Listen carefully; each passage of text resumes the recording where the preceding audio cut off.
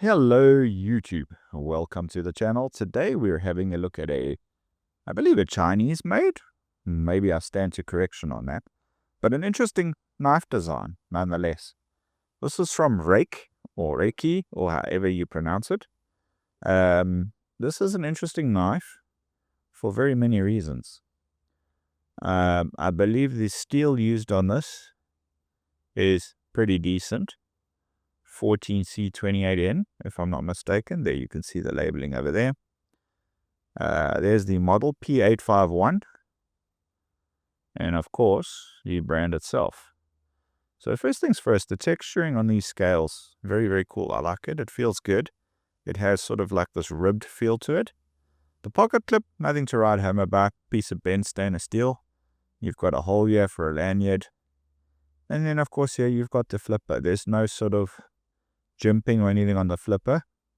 Take note of this over here, which I'll explain in a little while. So this knife, no thumb studs or anything like that. It is a flipping knife. It has a rather interesting blade geometry. We have seen this before, and this is a bit of a challenging area for me for sharpening. But in so saying, the flipper forms a really great sort of protection for your front finger over here. This is a liner lock. You can see the liner dropped into place there. The full liner sitting on the blade edge, no issues at all. Unlocking, pretty seamless from there. The lockup of this blade, very solid, feels solid, but what makes this interesting is this is where the slide kicks in. You slide that forward, you cannot accidentally unlock or bump that this unlocks, which does supposedly turn this into a locked folding knife, almost like a fixed blade. Look, a folder is never going to be as strong as a fixed blade, so it is pretty much as strong as a folding knife's going to get with such a sort of mechanism. Just a little forward-backward thing. Back of the knife completely closed up except for the top area over here. Yeah, it's a really comfortable knife in hand, I must say.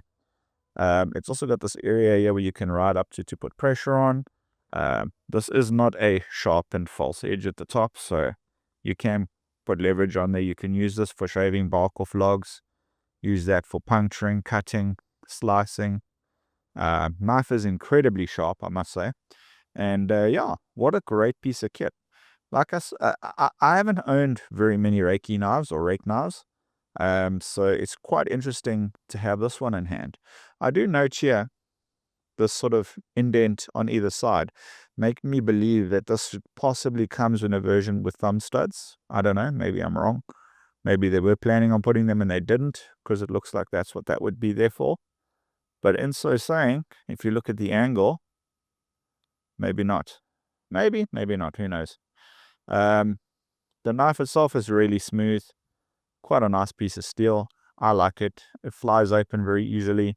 It's quite fidgety, I must say, which makes it quite nice. It seems like it feels like there's quite a bit of weight behind it because it sort of chunks into place and sort of throws the knife, what feels like it's pulling the knife to the side, which is great. Yeah, incredible knife. I think very, very nice. It is quite a large knife. If I was to compare it to the likes of, let's just say, my usual comparison, the Honey Badger. Here we have the Honey Badger. We can see this knife is a little bit bigger on the cutting edge, but the blade geometry is also obviously very vastly different from the Honey Badger. I would take this as quite a nice sort of, maybe not an outdoor knife per se, but it could definitely lend itself well to sort of cutting tasks.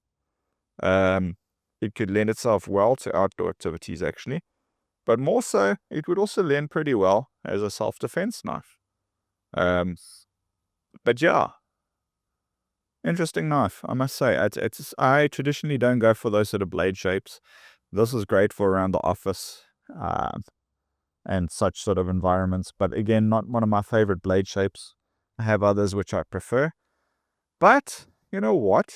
This is a cool knife. I'd be keen to get some more work done with this and let you know long term how this one stacks up, which I will do. But before we do that, let's see how this bad boy rides in the pocket.